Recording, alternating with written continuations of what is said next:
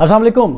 अच्छा, आप लोग में से बहुत सारे जो बिजनेस ओनर्स हैं या फिर वो लोग जिन्होंने अभी रिसेंटली किसी प्रोडक्ट के ऊपर काम शुरू किया है, तो वो ये चाहते हैं कि सर आप हमारे जो एड्स हैं वो एक हफ्ते के लिए जो है मैनेज कर लें। अब अगर आप एड्स को समझने वाले हैं तो आपको ये भी चीज़ बावर होनी चाहिए, समझ आनी चाहिए कि एक हफ्ते में आप ज़्यादा ज़्यादा क्या करेंगे।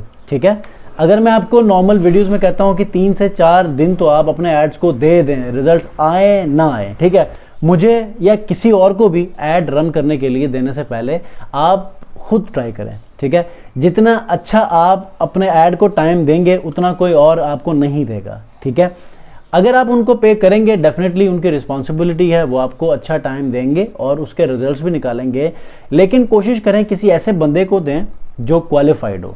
अब आप लोग अगर हफ्ते के अंदर मतलब thousands of hundreds of results लेकर आने का कहें